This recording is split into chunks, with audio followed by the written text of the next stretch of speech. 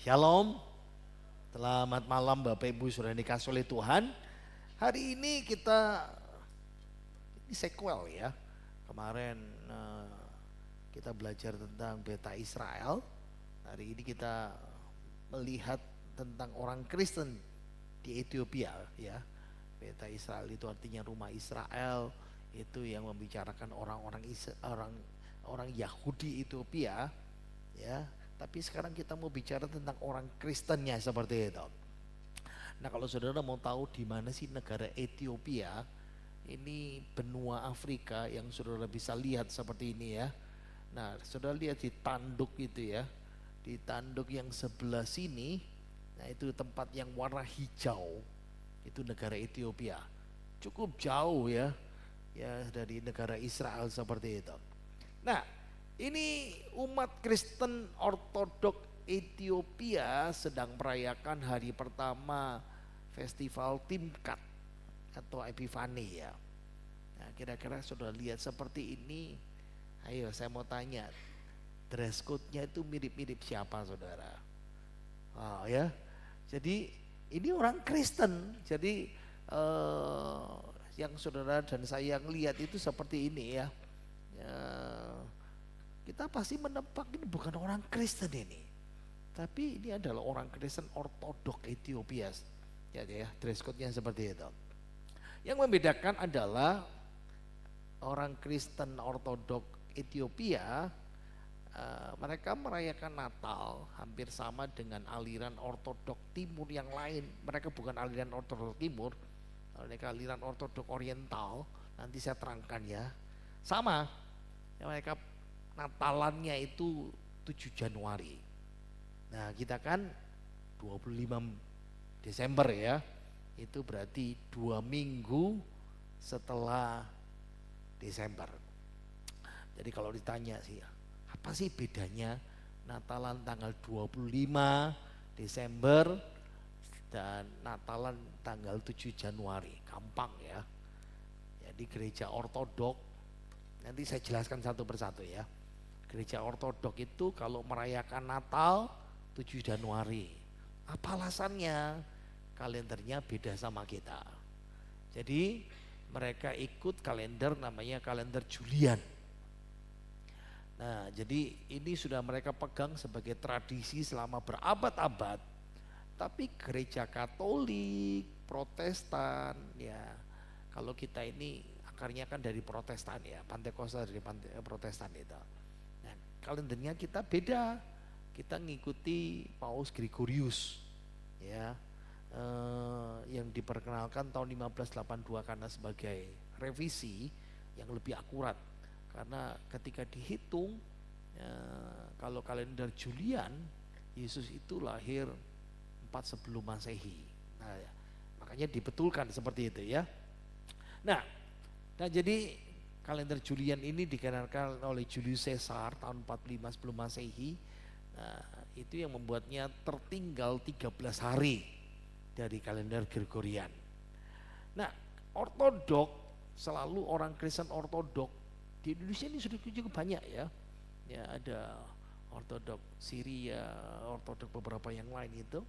Mereka punya tradisi dan kepercayaan yang kuat dengan kalender Julian dan terus dipertahankan meskipun berbeda dengan aliran utama seperti itu.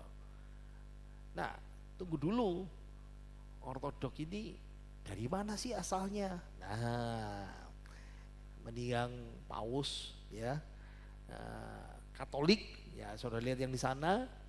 Nah, yang satu tuh gereja Ortodok, saudara lihat ya, pemimpinnya bajunya beda. Orang Ortodok pakai baju hitam ini. Ada Ortodok Yunani ya. Saya waktu kuliah doktor pertama, saya satu kelas sama pemimpin Ortodok Yunani. Bajunya hitam terus, saya kuliah juga baju hitam saudara ya. Saya pikir itu konsisten sekali itu. Nah, kalau Katolik kan saudara lihat ya, ada Maria, tapi Ortodoknya itu gambar Yesus. Makanya ini digambari, diyakini sebagai Yesus, gambar Yesus yang paling tua di dunia. Kira-kira dilukis tahun 6, abad ke-6 seperti itu. Nah kalau ortodok, nah apa sih bedanya? Lihat ya, kalau gereja ortodok timur ya, itu Rusia, Ukraina, ini sama doa ya, tapi perang ini saudara ya. Rumania, Yunani, Serbia, Bulgaria, Moldova, Georgia, Makedonia Utara. Nah tapi kalau di Belarus, Siprus, Montenegro itu kelompok minoritas seperti ini. Jadi saya mau tunjukkan sama saudara, ini pandangan orang Protestan, pandangan kita tentang sejarah gerejawi seperti itu. Jadi dimulai dari yang sebelah sana kanan dulu ya, sebelah kiri saudara, formulasi. Jadi ketika mulai sudah diformulasikan tentang Injil sampai abad ke-1 ya, tahun 100. Kitab terakhir kan ditulis tahun 92-95, kitab Wahyu seperti itu. Nah lalu mulai ada gejolak di kekristenan ya, sampai tahun di sini 1054 alirannya itu sudah mulai retak. Jadi ortodok timur dan dengan Katolik Roma sudah mulai berpisah. Nah, saya lanjut di situ ya. Nah, 1500-an Protestan pisah dari Katolik. Nah, itu ceritanya seperti ini. Jadi, kalau ditanya kenapa Katolik? Nah, Katolik itu terkenal dengan gereja barat. Ortodok terkenal dengan gereja timur. Apa sih maksudnya apa? Gini, dulu ingat ya, pada zaman Tuhan Yesus penguasa dunia kan Romawi. Nah kerajaan Romawi itu dibagi dengan Romawi Timur dan Romawi Barat. Nah Israel kan di Romawi Timur. Romawi Timur masih pakai bahasa Yunani, Romawi Barat pakainya bahasa Latin. Makanya karena yang menghukum Yesus kan orang Romawi, maka kenapa tulisannya Indri di atas, pakai bahasa Latin. Seperti itu. Ya. Oke, saya mau teruskan. Kenapa beda? Kenapa pecah? Karena perbedaan teologis. Jadi ini ribut masalah doktrin. Filiogi itu bahasa Latin, itu dan dari putra. Ini bicara gereja barat. Nah, siapa itu? Romawi. Roma Katolik. Ya. Katolik Roma, mereka bilang Roh Kudus itu keluar dari Bapa dan Putra. Tapi gereja yang di timur enggak, keluar hanya dari Bapa. Tapi saya bayangin ya, gara-gara gini tok itu tukaran. Dan makanya tahun 1054 itu putus. Nah itu saja, bicara soal kewenangan tertinggi. Emang gereja barat mendominasi waktu itu, dan mereka bilang pemimpin tertinggi gereja itu paus. Tapi gereja timur, gereja ortodok berkata nggak bisa, tetap Tuhan Yesus. Nah itu sebabnya, ini alasan teologis. Lalu alasan apa lagi? Budaya dan bahasa. Nah gereja barat pakai bahasa Latin. Makanya kenapa di Roma itu sampai sekarang itu banyak, kalau saudara dengar doa-doa itu semua tulisan-tulisannya itu loh, itu bahasa Latin itu. Gini-gini, Alkitab ditulis ke dalam bahasa Yunani, tapi abad kedua bahasa Yunani sudah kalah sama bahasa Latin, makanya dirubah menjadi Vulgata ya, namanya Vulgate itu. Nah orang Katolik, orang Kekaisaran Barat merubah itu semuanya, tapi orang Latin nggak mau, harus tetap pakai bahasa Yunani. Nah karena budaya, tradisi, ritual itu makanya beda. Apalagi faktor sosial politik. Kerajaan Romawi yang di barat dan kerajaan Romawi yang di timur itu persaingan terus itu. Sehingga karena gereja yang di timur ngikutin pemimpinnya, pemerintahan Romawi Timur, gereja yang di barat mengikuti pemimpinnya. Lihat ya, faktornya sudah selesai. Makanya kita pisah saja. Itulah sebabnya kenapa ada gereja ortodok, ada gereja Roma, Katolik Roma seperti itu. Nah, gereja Katolik tetap tersentralisasi, terpusat. Makanya kenapa gereja-gereja Katolik itu ya berpusatnya di Roma. Memang ada beberapa aliran ya, tapi mainstreamnya itu semuanya pusatnya di Roma. Makanya waktu Paus meninggal lalu konklav ya menentukan siapa ketuanya itu. Kenapa? Karena mereka terpusat, kepemimpinannya tersentralisasi.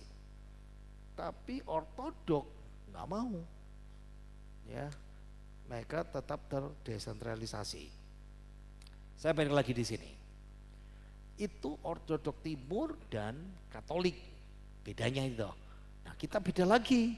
Kita kan abad ke-15 tahun 1500-an Martin Luther mencanangkan gerakan protes. Makanya disebut gereja Protestan. Nah, itu seperti itu ya.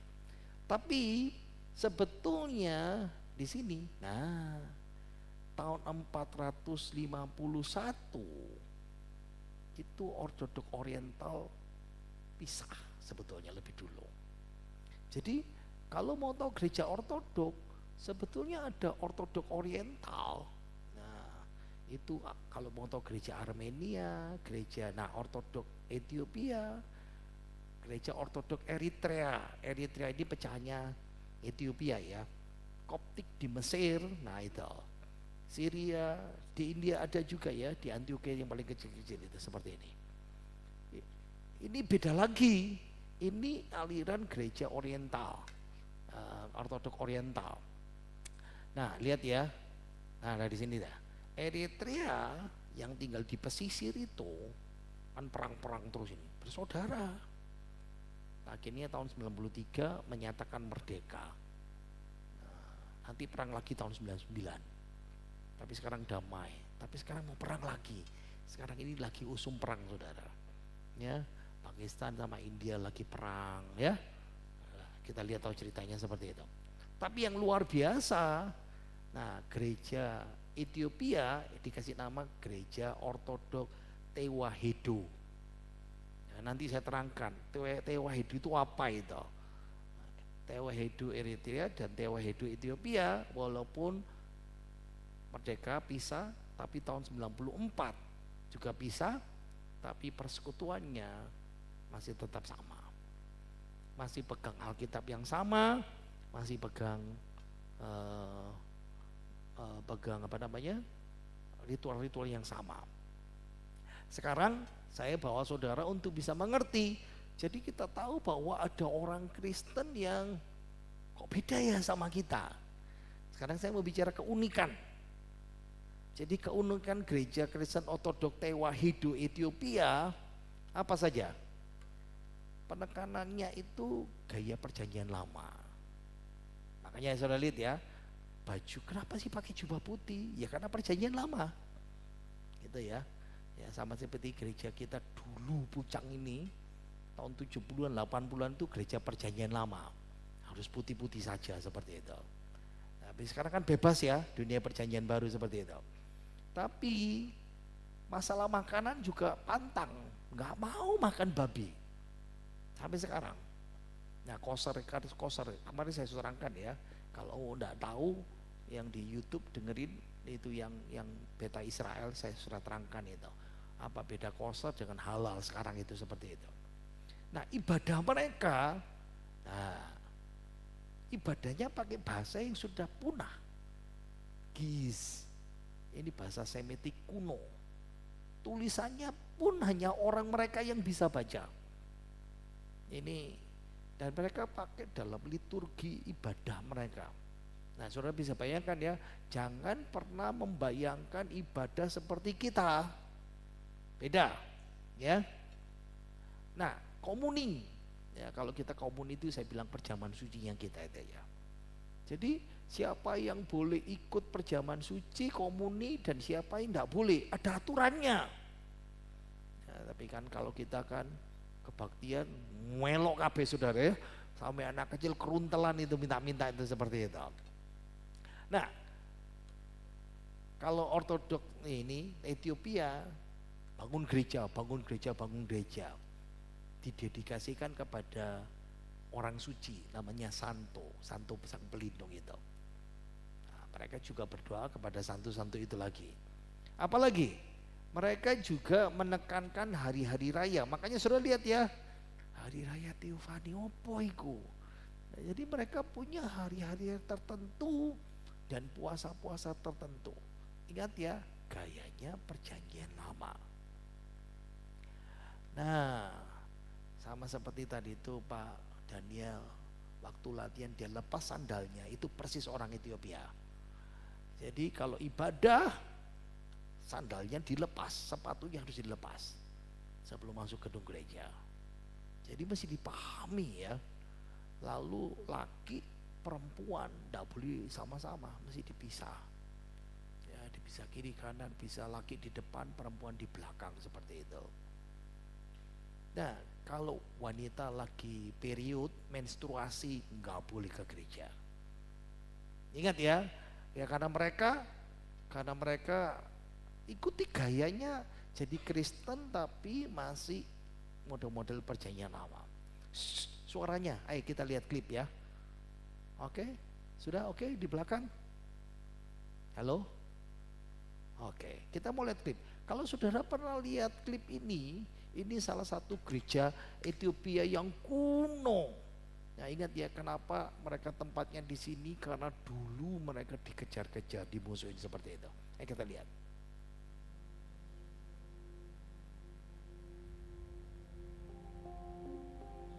Coba kalau kita kebaktian seperti ini, saya jamin saudara ke gereja.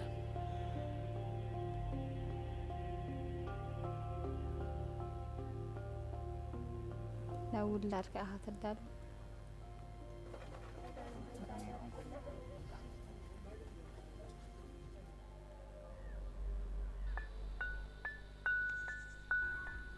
400 meter.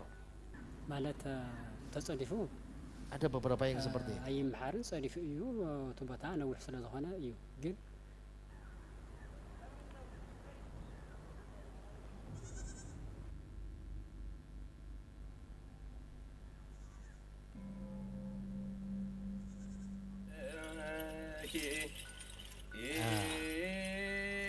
Tidak dipisah. تحبسه Lapisan كاهر bayi. أمين كاي تخاف نبر كاون ناو تخريب الكاي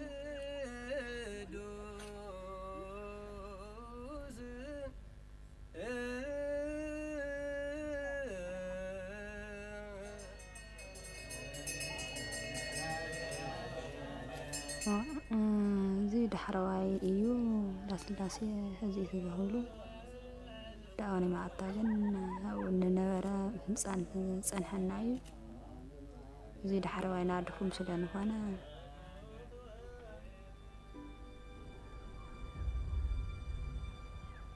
Ulang kebaktian lagi. ብዙሑ ተሰራርዓና ትምርያና ጽቡቃት ላምሉ ተሓጒሳ እና ደስ ይልና እዩ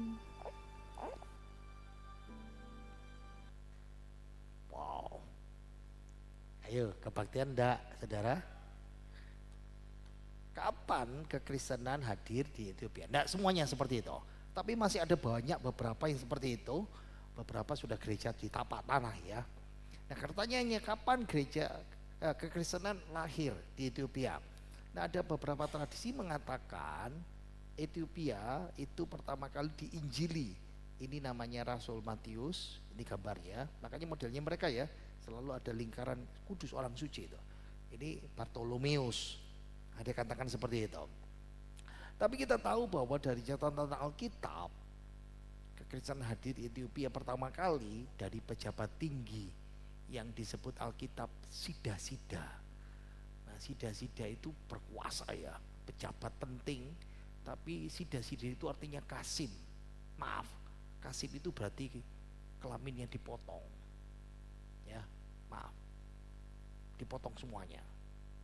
Ini berarti dia bertugas untuk mengawasi harem, ya, istana kaisar itu, yang untuk istri-istri kaisar, anak-anak kaisar yang perempuan itu. Nah, tapi dia juga jadi bendahara Sri Kandake. Nah, dia pergi biasanya setahun 3 kali dari Ethiopia pergi ke Yerusalem untuk ibadah. Nah, ini berarti kita tahu ya, kekristenan sebelum kekristenan hadir, ternyata agama Yahudi sudah sampai di Ethiopia. Dari mana penganutnya? Yang belum datang, lihat Bible Class minggu lalu. Makanya ini sequelnya di situ. Nah, itu terkenal dengan nama Beta Israel, rumah Israel artinya. Itu orang-orang Yahudi dari orang Afrika, dari Ethiopia yang akhirnya pindah dan diselamatkan di sana.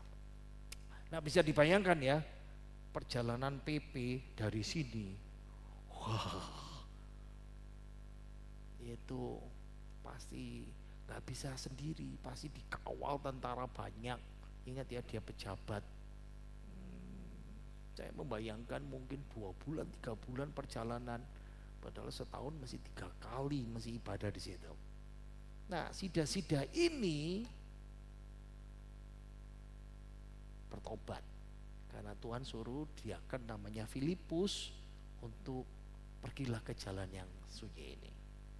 Ya, lalu ketemu, kebetulan dia lagi membaca gulungan kitab Yesaya. Lalu dia dicegat, berhenti bertanya, aku tidak ngerti apa yang gue baca. Lalu diterangkan, dan akhirnya diterima Yesus. Ya, jadi sida-sida ini bekerja pada, dalam Alkitab disebut Sri Kandake, Ratu Negeri Ethiopia. Ini sebetulnya gelar Kandake itu versi Latin dari Kentucky atau Kandake ya.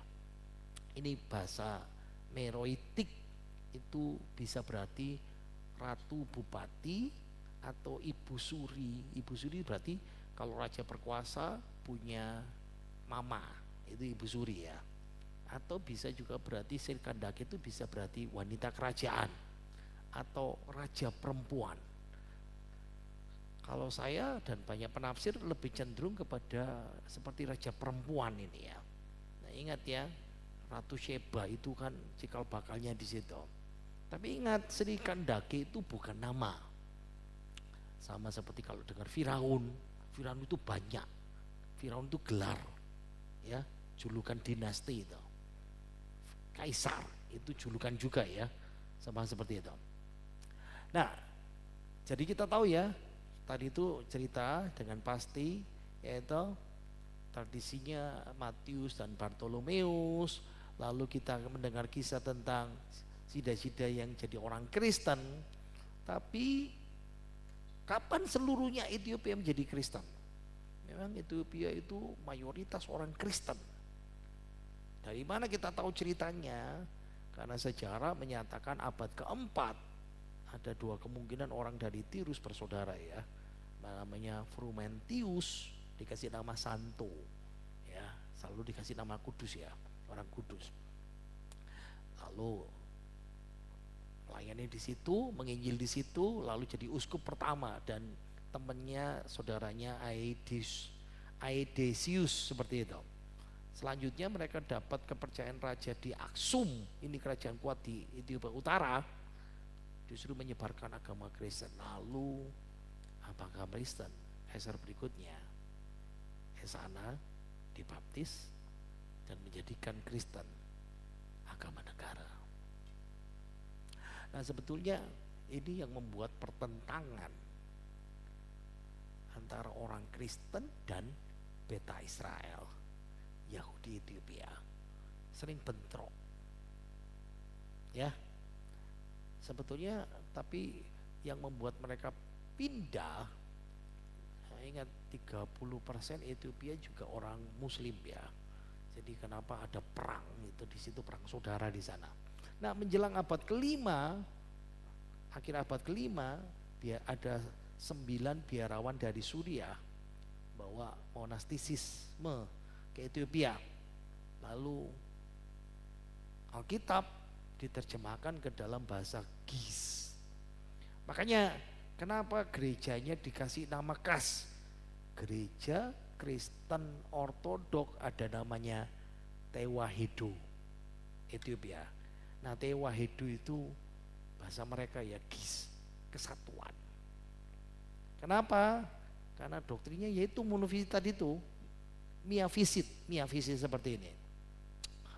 Jangan pusing-pusing saudara ya, saya mau terangkan sederhana aja.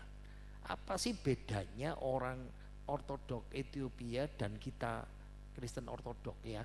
Kita ini yang pegang teguh firman Tuhan. Miafisit dan diofisit. Jadi kalau orang Ethiopia Ortodok Oriental yang abad kelima itu, mereka pegang miafisit, satu kodrat. Maksudnya gini ya, Yesus itu satu pribadi, satu kodrat, ya, satu hakikat sama saja ya, usia seperti itu, akad. Maksudnya gini, Yesus itu satu pribadi, tapi hakikatnya terintegrasi, sepenuhnya Allah, sepenuhnya ilahi. Tapi kita bilang enggak, Yesus itu diofisit, satu pribadi, dua kodrat, Allahnya sejati, manusianya sejati. Nah, seperti itu toh ya. Itu yang menyebabkan mereka pisah, nggak mau gabung dengan mainstream orang Kristen seperti itu. Nah, karena mereka sudah bisa abad kelima ya, 451, makanya Alkitabnya mereka beda sama kita. Alkitab Ethiopia terkenal dengan Alkitab Gereja Tewahedo Ortodok Ethiopia. Nah, menurut tradisi mereka Alkitabnya pegang tradisi yang tertua. Gini. Bukan berarti yang paling betul. Tunggu dulu ya. Kayak gini ya. Di awal mula orang Kristen itu, saudara bisa tangkap ya, tradisi itu banyak memasukkan cerita-cerita Yahudi, apokrif, dan mereka masukkan di sini.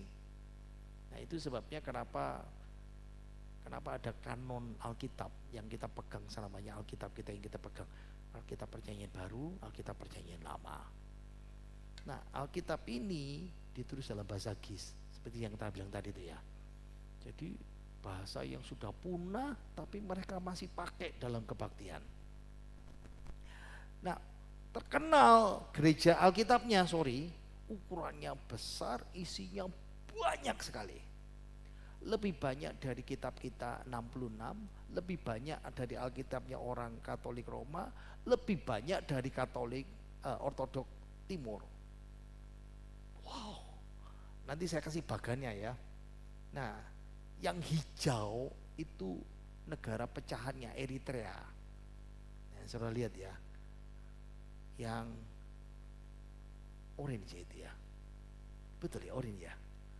Karena istri saya bilang saya ini buta warna. Hijau sama orange. Orange ini yang Ethiopia. Tapi dua-duanya masih pegang Alkitab yang sama. Alkitabnya orang Ortodok seperti itu. Apa bedanya sih? Jumlahnya. Alkitab kita kan 66 ya. 39 kitab PL, 27 kitab PB. Ethiopia 81. Tapi ada yang juga bukan 81, 88. Makanya beda ya, PL-nya 46, PB-nya loh bukan 27 tapi 35. Nah, saya mulai dari PB ya, tambahannya. Jadi Matius sampai Wahyu, kitab terakhir 27, ada kitab lagi 28, Sirate, Tisas, Kitseu, Abilitis dan semuanya. Domino, jangan mikir domino pizza saudara ya. Domino, Clement, Didaskalia itu pengajaran seperti itu. Kalau perjanjian baru, perjanjian lama, saya kasih nomor. Kejadian nomor 1, Keluaran ya. Nah, tambahannya lihat di tengah ada kitab namanya Yobel, ada kitab namanya Henok. Nah, saudara masih ingat kita pernah bahas itu? Karena kitab itu mulai rame berapa tahun yang lalu di-share. Pendeta-pendeta bingung, makanya saya bikin Bible class spesial tentang kitab Henok. Ya, karena dibawa sama mereka. Ada lagi Esra kedua, Sutuel dan Tobit, Yudit, ini masih ada ya. Tapi Magabe mereka ditambah lagi ketiga. Itu beda ya. Nah, dan semuanya baca itu, semuanya lihat itu. Jadi kayak ginilah bakannya. Kitab Yahudi yang kuning itu lihat. Nah, orang Yahudi hanya pegang tanah. Torah, Nebiim, Ketubim 39. Orang Yahudi tidak pegang perjanjian baru. Nah, kita orang Protestan, Anglikan itu Inggris ya, pegang 66 kitab. Tapi orang Katolik, nah mereka masukkan kitab baru namanya Deuterokanonika. Tapi itu bukan ditambahkan abad 1, 2, 3, baru abad 16. Nah, dengar baik-baik ya. Jadi orang Katolik menambahkan kitab mereka baru abad ke-16, tahun 1546 itu. Ortodok Timur, nah ini ditambah lagi. Nah seperti itu ya. Tapi, nah ini yang terakhir ini, itu orang Ethiopia masukkan lagi itu. Ya, jadi gini. Karena mereka berpisah tahun 451, sehingga mereka masih pegang tradisi-tradisi yang ini bukan firman Tuhan. Ya mungkin ini seperti buku kebijaksanaan, buku hikmat. Nah, kenapa tidak dimasukkan sama kita orang Kristen? Karena cerita satu sama satu kok beda ya, doktrinnya kok beda. Nah, itu sebabnya kenapa saya kasih kotak-kotak seperti ini. Nah, makanya lihat gereja Order Timur itu bukunya tambah banyak, tapi orang ini lebih besar lagi, lebih banyak lagi ya. Nah, ada lagi satu lagi, ini yang terakhir tentang Ethiopia ya, sebelum saya tutup. Ada namanya Injil Garima. Apa meneh, saudara ya? Injil Garima itu manuskrip yang paling tua yang masih ada. Tapi ini memberikan kita wawasan sejarah kekristenan di Ethiopia, seni, teologi, budaya di Ethiopia pada awal-awal kekristenan di Afrika. Punya jilid 1, jilid 2. Nah, kalau ditanya isinya apa? Isinya ya sama seperti kita. Ada Matius, Markus, Lukas, Yohanes. Tapi mereka kan suka ada tambahan-tambahan itu. Ya. Dikasih banyak ilustrasi, gambar berwarna. Wah, saudara pasti senang ya, apalagi anak-anak kecil ya, gambarnya seperti ini. Ini contoh. Nah, lihat ya, bahasa Gis, bahasa Semitik kuno itu hurufnya itu seperti itu. Kayak huruf paku ya. Lihat ya. Nah, gambarnya itu salah satunya ini penginjil yang dulu datang ke sana. Nah, itu menolong orang-orang Ethiopia sampai abad sekarang. Siapa yang memasukkan kekristenan di sana, ada desain geometris yang rumit, simbol-simbol keagamaan. Nah, tradisi monastik, lihat ya Alkitabnya seperti ini. Lihat itu tangan ya, tangan kanan dan kiri kan kelihatan ya di situ ya. Jadi Injil Garima itu seperti ini. Ya, ditulis oleh Abba Garima, kata mereka ini salah satu dari 9 orang suci yang mengkristenan sebagian Ethiopia. Nah, puji Tuhannya Injil ini ditempatkan di biara Abba Garima. Terpencil ya, tempatnya kalau saya tahu ya kering, dan itu yang membuat buku kuno ini bertahan itu, seperti itu. Ya. Sekarang ini arkeolog meneliti lagi meneliti gambar-gambar dan semuanya. Saudara bisa download itu di jurnal-jurnal itu banyak ya. Tapi kalau saudara percuma, paling saudara melihat gambarnya, saudara bisa baca saudara ya. Nah, oke. Saya mau tutup. Ethiopia dalam nubuatan Alkitab. Bagaimana Tuhan itu memperhatikan Ethiopia. Ethiopia di perjanjian lama itu terkenal dengan nama Kush.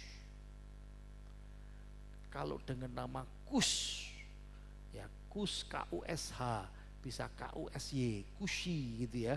Kush, orang Israel kalau dengan nama Kush, begitu merinding saudara.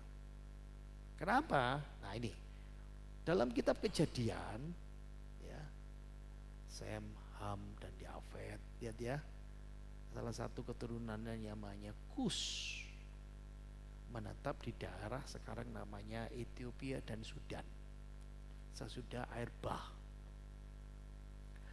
Kush juga punya anak namanya Nimrod, dia pergi ke Timur Tengah. Nah, di sana dia dirikan kota Niniwi dan Babel, menara Babel itulah, tahu ya. Tapi Niniwi dan Babel di masa depan itu yang membinasakan, menaklukkan, menghancurkan Israel. Saya pernah juga khotbah waktu Musa ditinggal istrinya mati Sifora, Musa kawin lagi sama wanita Kus, wanita Ethiopia kulit hitam. Harun, Miriam, kakak-kakaknya berkata nggak boleh, keberatan sekali. Di masa depan Israel kuno, Ethiopia itu bukan sekutu, tapi ancaman. Harus pahami ya. Jadi eranya Raja Asa, ada orang Kus namanya Serah, datang menyerang Yehuda, bawa ratusan kereta perang. Saya bisa membayangkan ya, jauh-jauh itu ya. Ini seperti tank kalau sekarang, tentaranya 1 juta. Jadi kalau dengar nama Ethiopia, Kus ini menakutkan ya buat orang Israel seperti itu. Tapi ada image Ethiopia berubah karena ada seorang Kasim, ya berarti sidap-sidap yang dipotong kemaluannya itu orang Ethiopia, kulit hitam pasti ya, karena Afrika, namanya Ebed Melek. Di zamannya Raja Sedekia, masa terakhir kerajaan Yehuda sedang dikepung Babel, Nabi Yeremia itu dibuang ke dalam sumur kering, berlumpur. Kalau bukan karena pertolongan Ebed Melek, Nabi Yeremia pasti mati. Nah itulah sebabnya saya merasa bahwa Ebed Melek itu buah sulung dari panen besarnya. Habis itu, nah ya kita bisa lihat perkembangan. Nah, kalau dengar beta kemarin di YouTube itu. Lalu hari ini yang kita bahas ya, sida-sida Ethiopia, menurut tradisi penginjilannya Matius dan Bartolomeus, abad keempat, kelima Ethiopia jadi Kristen seperti itu. Kalau ditanya di masa depan Ethiopia seperti apa? Saya jadi ingat Mas Daniel pernah bertanya sama saya. Nah ini saya jawab di sini. Tuhan berjanji di masa depan Ethiopia akan diangkat Tuhan jadi anaknya. Ia akan dilahirkan di sini, dilahirkan di Sion maksudnya. Ini bicara di kerajaan 1000 tahun. Di kerajaan 1000 tahun Ethiopia akan diangkat Tuhan. Ia dilahirkan di sini. Berarti seperti sejajar dengan orang Israel. Ya. Suatu saat nanti Allah berjanji Kus harus bawa upeti juga ke Yerusalem. Orang-orang Kus itu salah satunya orang Ethiopia. Dari sini saya bisa mengambil satu kesimpulan, sejarah panjang Ethiopia ya, tangkap ini ya, ini bangsa yang ngeri, menakutkan, jahat, tapi Tuhan bisa berubah jadi orang Yahudi, sekarang jadi Kristen, negara Kristen besar 60, 63, 65%. Muslim berapa? 27 atau berapa ya? 20-an gitu. Tapi di masa depan Tuhan membuat Ethiopia itu spesial. Saya sedikit membayangkan kalau ini kita terapkan dalam kehidupan kita itu sederhana seperti ini ya. Ketika hidup kita mungkin dulu rusak, bejat, atau gak dianggap biasa. Tapi Tuhan itu setia sama kita. Dia bisa mengubah kita, dia bisa mengerjakan sesuatu yang besar, yang luar biasa. Mungkin kita gak pernah memikirkan, nah, itu pihak punya ibu kota apa namanya, Addis Ababa ya. Terkenal ada pelari yang hebat di situ. Tapi tidak pernah terpikirkan dalam kehidupan kita, negara di Afrika ini ternyata spesial di mata Tuhan.